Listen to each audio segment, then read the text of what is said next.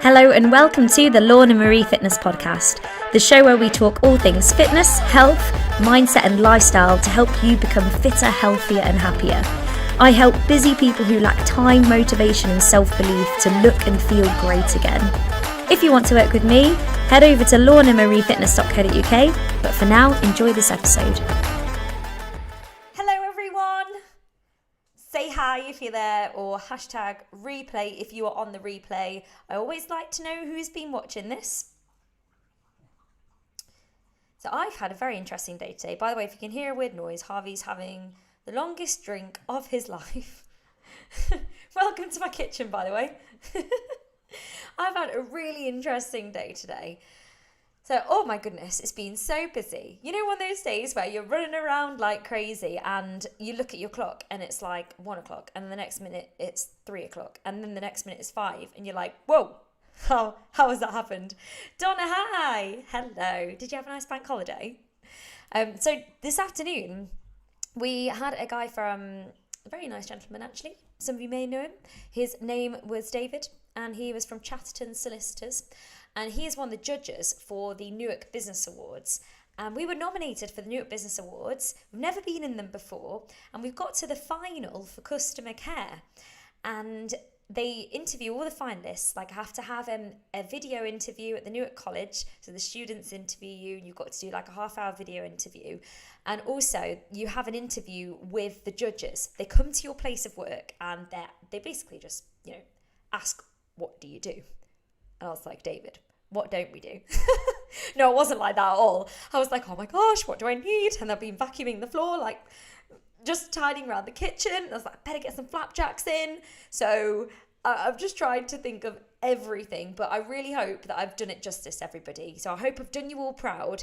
But he's not long since gone. He was very fascinated by what we do. He's like, he kept saying, you don't just do classes, do you? Like, oh, no. Like, we do classes, but David, we do so much more. He was actually, on a serious note, he was really blown away by what we do and what we deliver. He's like, I've never seen anything like this. Like, well, yeah, we've created this based on what our squaddies want. I was like, oh, yeah, he said, so what squad are you saying? I was like, oh, squaddies, like our members, our squaddies, our fitness family. But yeah, that's been my day today. And then I don't know about you, but I had a proper doing bank holiday weekend.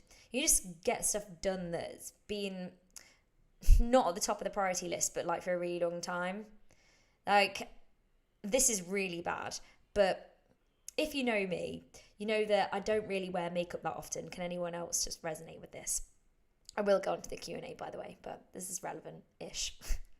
Anyway, I don't wear makeup that often. I do, and I always say to Will, when I wear makeup, then I'll look different. You want to see a difference between me on a normal day and then me on a day when I'm going out. So I basically have all this makeup that I've just not used, that I've accumulated over the years. You know how you get it in packs for Christmas? Yeah, Christmas pack with a Boots mascara and then a Boots lip gloss and an eyeshadow or something. I've just accumulated so much stuff, but it's that old to the point where it's probably just not okay to use it. So I've just had to have this huge clear out. But now I feel so much clearer in life. I go into my little room upstairs and I'm like, whoa, yeah, this room is looking good.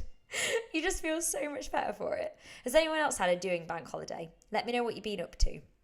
And we are going to get straight on with the Q&A. I love our Q&A that we do. I really feel like it's a really good chance to deep dive into some proper topics. Proper topics, everything's a proper topic, but do a proper deep dive is what I'm trying to say. And very quickly, for anyone who is interested in the retreat, by the way, I'm releasing 11 early bird tickets tonight.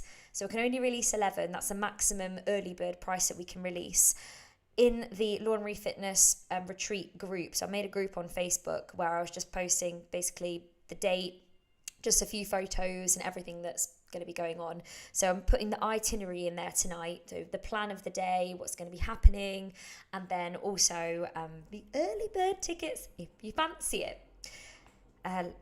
So set your alarm, 9 p.m. I've even scheduled it to go out at 9, so it's definitely going out at 9. Let's move on to the questions, and anything in the meantime that you are not sure about or just comes into your mind, pop it into the comments section, and if I can answer, I will, and if I can't, I will go and find out for you or find somebody who can. Right, I did make, like, when I make notes for the Q&A, like, generally speaking, you would actually laugh at this. It's like 5 bullet points for the whole Q&A. So I'm just going off my general knowledge, guys. No, I know a lot about this stuff. Right, let's start off with a really fun one. Are you ready? Does anyone ever do classes in their PJs? This is a question, and it's from one of our lovely 6 speakers. The answer is, drum roll, yes, absolutely. We have squaddies every morning coming to the 6:30 class in pyjamas. It is totally allowed. And you know that when you come to our classes, it's completely judgment free. No one cares. Come as you. I mean, we do care. We care a lot, but you know what I mean? No one is judging. Come as you. Wear what you want. If you finish work and you race in through the house at 5:29 and the workout starting at 5:30, do it in your work clothes. Whatever you want to do it in is fine by us. And yes, squaddies do it in their pyjamas, so totally allowed. Okay, I just thought that was a fun one to start off with. Cold showers. I'm not planning on doing this, but I get an accidental cold shower about once a fortnight. Is there a positive from a fitness point of view? I can take away from being frozen with a cold shower after a 6:30 a.m. workout. Husband says it's good for me. I'm not so sure. Now, each to their own with cold showers. The evidence isn't definite or solid. It is, how shall we say, emerging. There's emerging debates about whether a cold shower is beneficial for your overall health and fitness and well-being. There are some definites. It definitely makes you more alert, that's for sure. Like, anyone who's ever stepped into a plunge pool, like, has anyone ever gone to the Centre Parks plunge pool? This is how I can relate. You jumped in there and you immediately come out and you feel very, very alert and awake, right? So it's very good for that. Another thing that it is good for is it's like that mental toughness. So if you're wanting to build up more mental resilience, stamina, toughness, then yeah, it's good for that. So that's more the sort of emotional side, well-being side, brain sort of side. The other flip side, which is where they're still debating, is potentially could be good for the immune system, potentially, and also potentially could be good for helping recovery. So helping your muscles recover post-workout due to that, basically the reduction in inflammation. So it constricts your blood vessels, which helps dull down inflammation. So potentially could be better in terms of like a recovery tool. It's debatable. I think really the take home is, do you like having a cold shower? If you do, go for it. If you don't, and actually you just really like having a hot, warm shower, then do that as well, because there's not enough solid evidence to go, yes, cold showers are really, really good for you. Definitely go and have a cold shower. Whereas I could definitely say, have an apple a day. It is very good for you. See what I mean? But it's a very good question. A lot of people swear by them. Have you seen how people get those pods now and they sit outside in a cold pod and just sit in it and freeze? I mean, that is very good for mental endurance, but I will not be doing that anytime soon. I'm the kind of person that will come out the shower like bright red from where I've been under the shower. Will quite often goes, oh my goodness, it's like a sauna in here. I mean, I'm not wearing that as like a badge of honor, but I'm just saying that I prefer hot showers. Okay, let's move on. I want to gain muscle and energy if possible. That's my diet during a typical working day, so the squatty shared her diet with me. I work in an office and sometimes on my feet for some of the day. Weekends I eat similar with a takeaway. I also snack on nuts for protein and enjoy Greek yogurt. Okay, if you are wanting to gain muscle, you want to be generally you want to be in a slight calorie surplus. So you want to be eating a bit more than your maintenance. Now, we don't need to go crazy with this.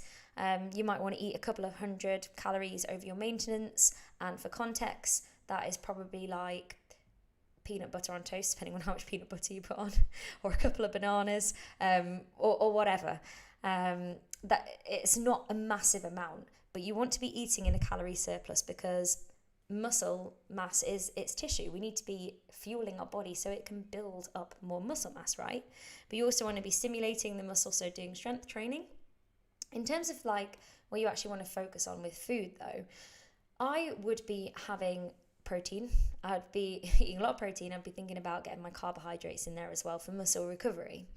So I'd be looking at every single meal and thinking, okay, have I got enough protein in the meal to help with my muscle recovery and help build my muscles? So I'd be looking at breakfast and seeing, okay, I'm going to base my breakfast around a protein source. Things like eggs or Greek yogurt, not Greek style, remember, Greek yogurt. Greek style is not Greek yogurt. So anything that is high protein that you enjoy, start off with that. Oats can be another good one, and if you want more of a protein hit, what I do is I get a scoop of protein powder and I put it into my oats. And it doesn't matter what protein powder you get, really, just any protein powder is fine. If you're just having it for the protein content, just any protein powder is fine. One we've got at the moment, we change it up all the time really, but we just got this one from B&M Bargains. And it's really nice. It's called like Moose Protein, and I just put that in my oats in the morning, and it tastes good too. But that is just an idea if you want a bit more of a protein hit breakfast. Then you go to lunch and be like, okay, lunch, where's my protein source? You want to build your meal around that. And then be making sure that you are putting healthy fats in there, you're putting fibrous carbohydrates in there, you're fueling your body. And you might want to put some more snacks in there too. And just be making sure that you're eating regularly throughout the day. So that is what you want to be focusing on for gaining muscle. Stimulate the muscle. You want to be strength training, really, if that's your main goal, 3 times a week. You want to be doing strength classes 3 times a week. You want to be giving your body adequate recovery. So making sure that you are taking those rest days, getting enough sleep, getting enough water in, and then you're feeding your body. You've got to feed it. Your muscle needs feeding. It needs feeding anyway to repair, but if you're wanting to build muscle, as in if you want to get toned, you need to be feeding the body to do that. So a lot of people say, well, how I want to build my butt. How do I build a bigger butt? So, well, you need to work it and you need to eat a bit more. And then people kind of get a bit scared, like, I don't want to eat anymore because I don't want to put any weight on. Well, you want to build a butt, you've got to be working it, and you've also got to feed it. So to an extent, okay, to an extent, and it depends on what your other goals are as well. But you get what I'm trying to say here. So that is what I would do. Nuts are a great source of protein and healthy fats.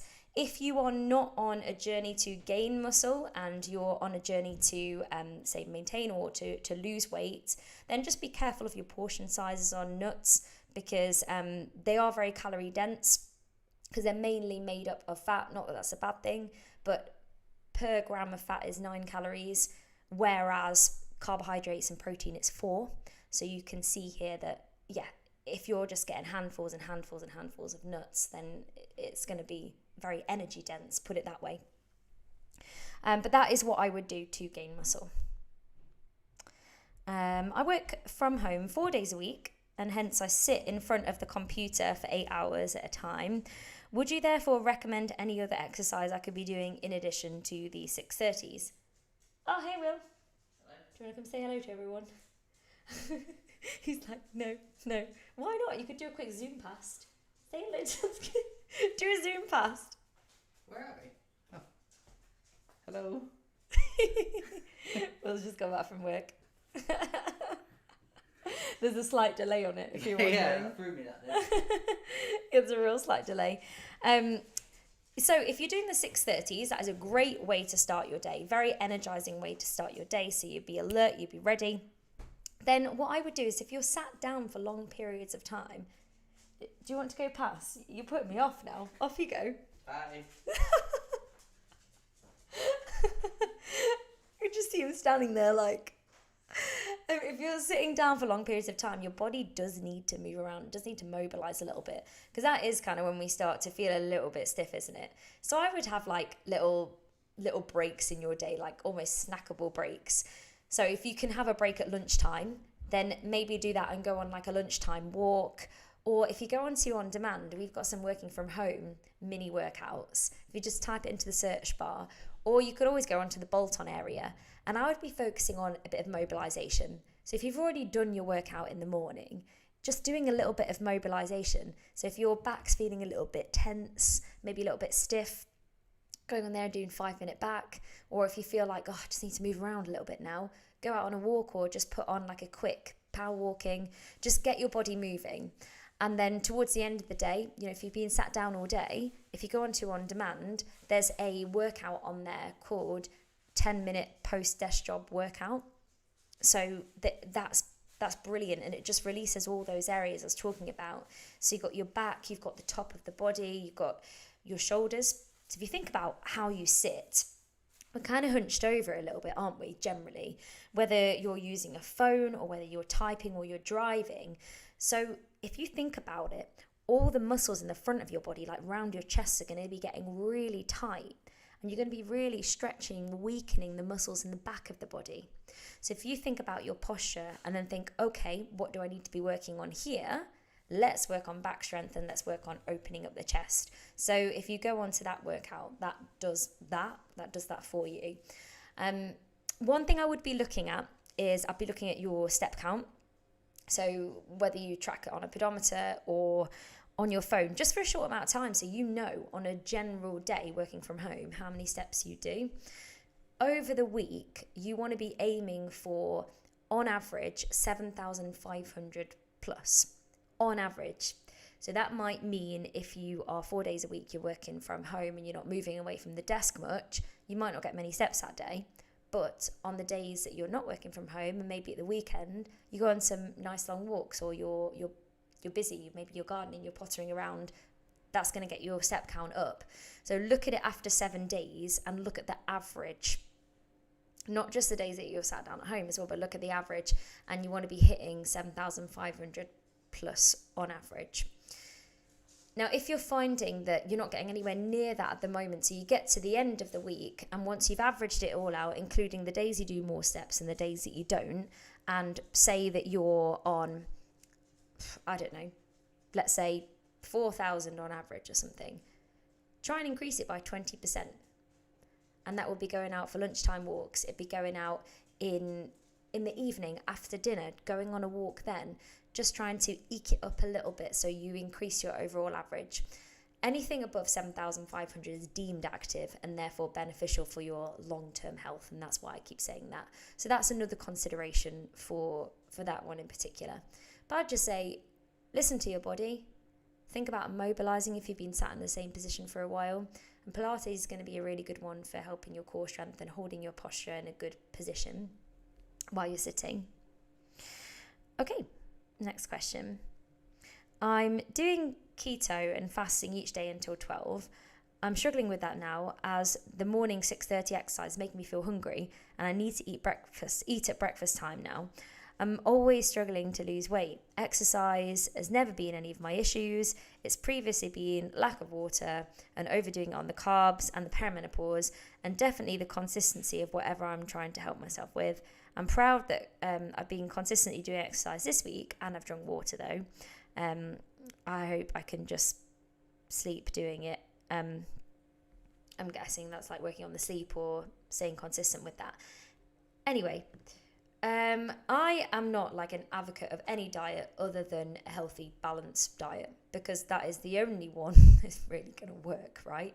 Giving your body what it needs. Now, our bodies aren't bins, and our bodies also, they need to be looked after. If you think you put rubbish fuel into a car or you put the wrong fuel into a car, you can't expect it to work.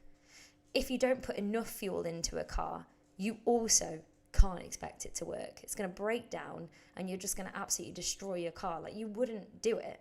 So why are we doing it to ourselves? So this is why I'm a big advocate of listening to your body, but also fueling your body and giving your body the nourishment that it needs to thrive. We don't want to go around all day feeling like we've got no energy. We want to thrive. We want to feel good. We want our skin to look nice. Hormonal things aside, like perimenopause aside, just controlling the controllables. We want to know that we're doing everything we can in our power to look after ourselves. So yes to the water, that's fantastic. With the exercise, I would say in terms of the consistency, and I always say this, and I honestly think this is the only way you can make it work, get it into your routine. Make it part of you, part of your identity, and part of something you just do. So that's why I think like doing it at the same time, for me anyway, Monday to Friday, working out at the same time, always do it in the morning, is part of my daily routine. and just do it. It just becomes what I do. And if I don't, then it feels like a little bit weird. It feels like something's missing. But then you don't have to think about it. You don't have to rely on motivation, because you just do it. You just do it anyway.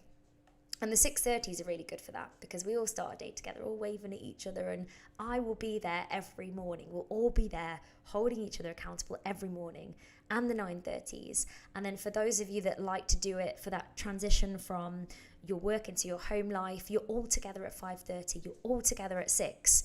Or if it works for you, once you put the kids to bed at 8:30, 9 o'clock at night, and that's your time, then do that, but make it part of your routine. Something you just do. If it can't be every day, Monday, Wednesday, Friday. If it can't be that, Friday, Saturday, Sunday. Make it part of your weekly routine, something you do. With the fasting until 12, if you're finding that you're getting hungry, your body's asking to be fed here. Like, give your body what it needs. And if you are in the perimenopausal or postmenopausal stage, you will be experiencing potentially an exponential decline in your muscle mass if you're not careful. So with the lack of estrogen, or once we have a dip in estrogen, it's harder to maintain your lean muscle mass. So this is detrimental. We need to be doing something about this. Number one, we need to be strength training, minimum 2 or 3 times a week. Thing number 2 is we need to be feeding our bodies enough protein in order to maintain and maybe even gain some lean muscle mass, which isn't a bad thing, by the way, because you're going to have more of that muscular tone. It's going to look really good. It's going to look nice. So this is what we need to do. So if you are fasting until 12 o'clock, this is my opinion anyway, you're missing out on a potential window of protein there. The reason I say that is because your body can only absorb so much protein in one sitting. Now, if you try and sit down and eat 60 grams of protein in one meal and think, oh, that's great, this meal's has got like 50, 60 grams of protein in, your body's not going to be taking all of that protein in. You're going to be peeing a lot of it out. So you need to make sure you're spreading it out through the day and feeding your muscle so that your body's not eating into the muscle for energy. You want to be giving your body adequate energy. You want to be maintaining as much lean muscle mass as possible. So I think breakfast is a good opportunity to get a protein hit in there.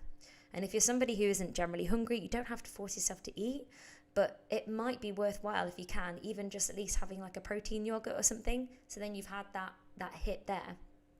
But if you can have a balanced meal in the morning for your breakfast, great. I would definitely do that. I swear by it. I have it every day, but I realize it's not for everyone. So I would just be really mindful and think about if you struggled with your weight and you struggle with different diets, maybe that's not the approach to take. It's time to do something different. It's time to do something like, as unsexy as it sounds, eating a healthy diet, eating a healthy, balanced diet, and allowing yourself a little bit of what you want too. Nothing is off limits. And actually, by saying that I can't have carbs, or I can't have chocolate, or I can't have whatever it might be, I can't have cookies, I can't have cake, I can't have wine, by telling yourself that you can't have that and restricting it, it's actually a really unhealthy mindset. Like, what would you say if a child came up to you and said, oh, don't eat chocolate, I can't eat chocolate, I'm never going to eat chocolate by my life, that's really bad. You'd be like, oh dear, that's not good, is it? You know that it's an unhealthy mindset. And what is good is what we follow, which is our 70-30 principle. It's not a diet, it's a healthy, balanced diet. Give your body 70% of the time, really nourishing food, like nutrient-dense food, as in food where you know where it's come from, like a potato. A potato has come from the ground, like a banana, like, I don't know, just fruit, veg, lean proteins. Bread isn't off limits. Bread can be really good. Maybe you're going to go for the less processed stuff though, so it keeps you feeling fuller for longer. Like, I'm just pointing at my freezer over here, but the bread that I've got at the moment is this like superseded Morrison's bread. And it's got so many different types of seeds in. It's lovely. And it's really high in protein. And it keeps me feeling full for long. And it's got lots of fibre in, so it's good in that way as well. It's slower release energy. Nothing is off limits. But I've also got white bread in there. And yeah, I eat white bread as well. And I just think everything in moderation, but give your body what it needs first. It needs a protein. It needs different colours of fruits and vegetables, carbohydrates. And once you do that and you get into a routine of feeding your body good stuff and kind of be more consistent with your diet, so same breakfast every day, pretty much same lunch or dinner, or you might switch out the protein source, then you know where you are. As long as you're not like doing that Monday to Thursday and then Friday, Saturday, Sunday, you're just throwing the towel in, I've had a takeaway now, so I'm going to have a dessert and then I'm going to have a bottle of wine. I did that yesterday, so I might as well repeat. Otherwise, obviously, you don't really know where you are anymore. On those occasions, I would say choose the one thing. So if you're going out for dinner, like, you don't necessarily have to have the dessert and the starter, pick either or. If you're going to have a starter, don't have the bread roll as well. This is if you're on a weight loss journey, by the way. Or if you're trying to watch your weight. Of course, if you're trying to gain or you're maintaining, this isn't necessarily applicable at all. This is if you're on a fat loss journey. But then it's like dealing with the portion sizes. So there's nothing wrong with carbohydrates. Carbohydrates don't make you put on weight. And the reason I'm saying this is because you said here, I've been overdoing the carbs. Eating in a calorie surplus makes you gain weight, not the actual food itself. And that's just basically taking in more energy than your body needs at that time. And you can do that with anything. Obviously, it's a lot harder to do it with like salad and vegetables. You'd probably absolutely poop your pants before anything. But you get the point that I'm trying to make here. So I would say if your body needs feeding before noon, give your body some food.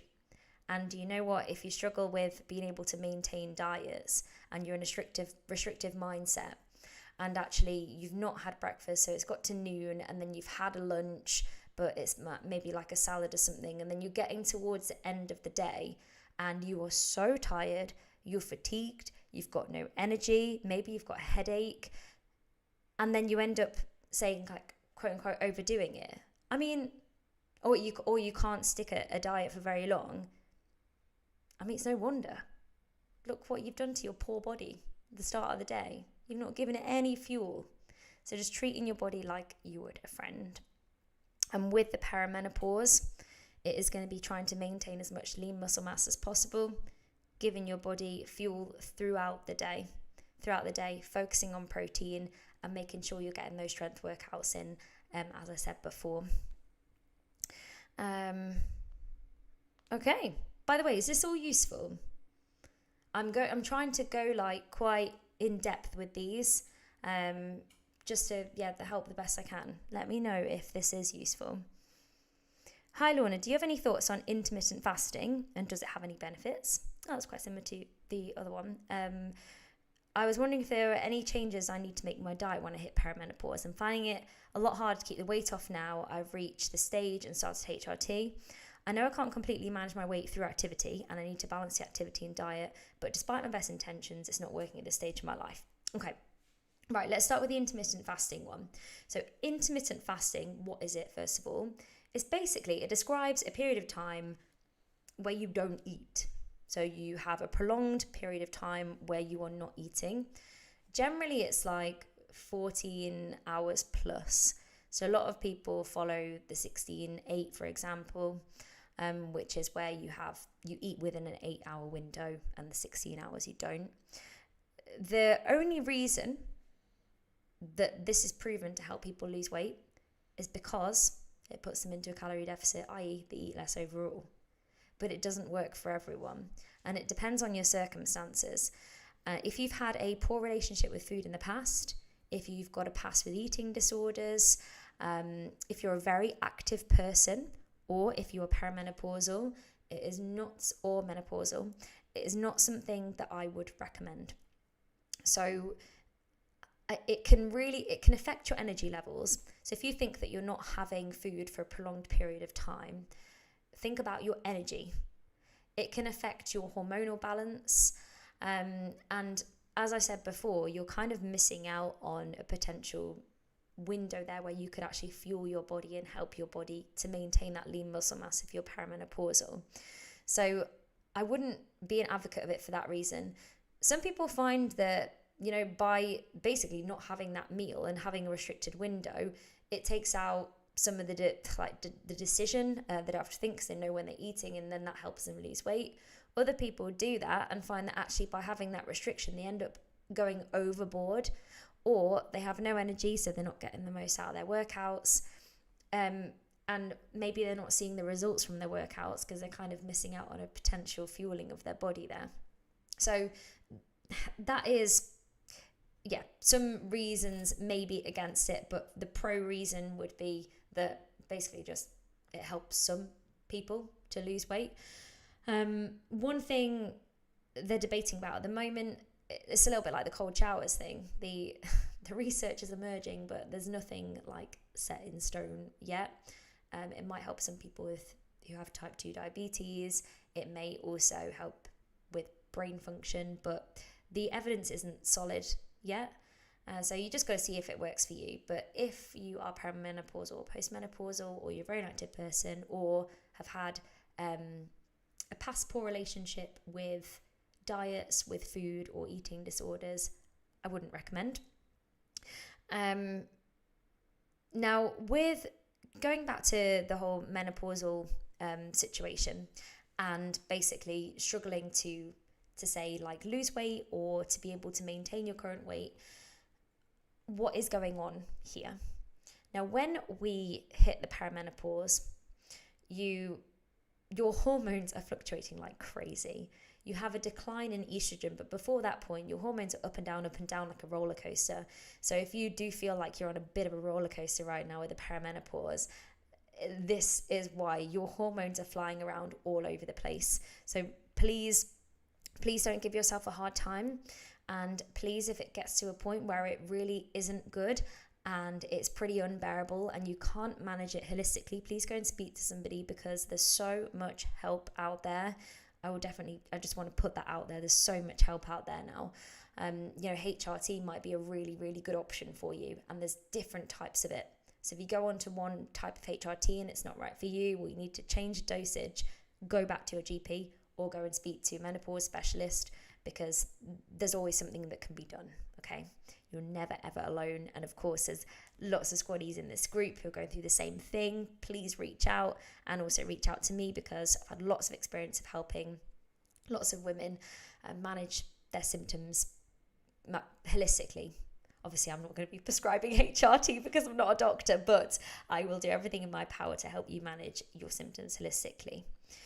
So, what's going on? Decline in estrogen means that we are losing muscle mass. Your metabolism is based on how much lean muscle mass you have. The more lean muscle mass you have, the higher your metabolism, your basal metabolic rate.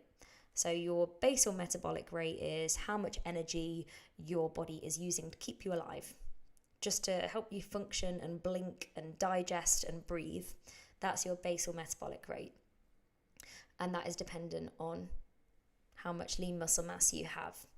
So with this decline in estrogen, and if we're not doing anything to help maintain our muscle mass, we lose muscle mass, which means that our metabolism slows. So, of course, then we tend to find that we start to gain weight. And due to the hormonal change, you'll find that potentially, or for most women anyway, their body shape changes into kind of like more of an apple shape as opposed to a pear shape. So we tend to hold more fat or body fat around the midline. And a lot of women say, oh, it's just the menopause, there's nothing I can do. But there is something you can do. There's always something you can do. And we can't just take this weight and like put it somewhere else. It doesn't quite work like that. But we can do what we can do, right? We can help release any kind of bloating by making sure we're staying fully hydrated. We're eating our meals slower and more mindfully. We can help maintain as much lean muscle mass as possible, so keeping our metabolism as high as possible. And then, of course, it's going to help to stop the weight gain and stop the weight gain around the middle by doing strength training, minimum 2-3 times a week, ideally 3, and making sure that you have enough protein. Then aside from that, you may need to change your portion sizes. So a lot of people think that they have to make huge, like drastic changes. You don't. I would just think about what your body needs at this stage. So I've already spoken about protein until the cows come home, but I'll keep doing that because it's so important.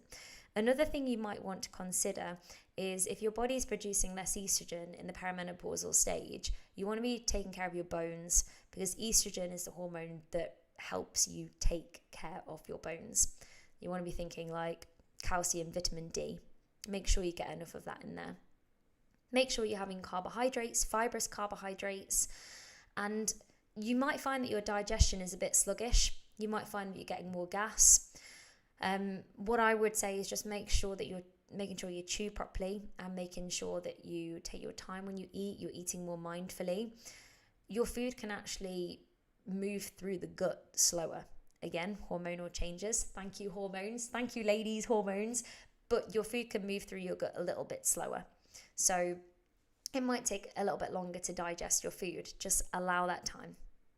Make sure you're not eating from in front of a laptop, in front of a phone, in front of a telly. You're just being mindful about your food. And then think about making sure you've got the rainbow on your plate. You know, all the good stuff, all of the good, healthy stuff. And one thing that I would definitely do, is start to build up a bit of a bank of evidence for you and your body. Now, you don't have to wait until you're perimenopausal or menopausal to do this. I feel like everyone should do this anyway to see how their body responds. But kind of just for a short amount of time, at least anyway, tracking what you eat and at what time and kind of how you felt. You might find that some things really trigger you, like trigger your digestion. You might find that some things make you feel really like sluggish. It's really good to build up a bit of a bank of evidence, because then you can actually take that to your doctor or to a menopause specialist and say, this is what I've been doing, this is what I've been eating, I think these are the things that trigger me. So you might find that things that you used to be able to digest really well, that felt fine, don't so much anymore. So it's just about, it's a new chapter. It's a new chapter that you can absolutely thrive in, but it's about finding what works for you right now. So one other thing I want to say is, yep, healthy fat's really, really good. Just be careful with the portions on that.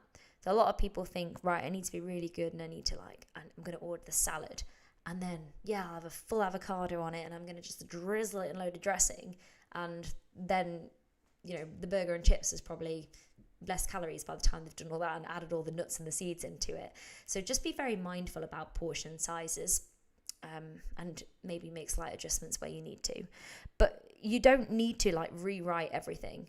You just need to kind of almost draw it back to basics and think about, okay, sit down with a bit of a meal plan, go on the nutrition area and the website and think, okay, what do I need?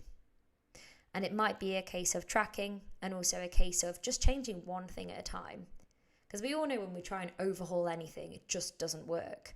It just doesn't. If anything that works, it's the small tweaks and the small changes over time. Like literally just changing 2 things a week. That might be a breakfast, or it might be a snack, or it might be, you know, stopping eating evening snacks in front of the telly, for example. Just little tweaks. Anyway, I hope that's useful. And another thing that I wanted to mention about the menopause is, yeah, you want to be doing your strength workouts 100%. There's also a place for cardio and holistic. But what a lot of people do is it's like a really stressful period. So a lot of people think that, oh, do you know what? I'm feeling so stressed. I'm just going to, and I need to lose weight. I'm going to go do a HIIT workout, and then I'm going to do like combat or some aerobics. And actually their body is already in a state of stress. And it's kind of like adding stress on stress. So sometimes that might be the point where you need to go and do a yoga workout and kind of bring everything down and calm your nervous system.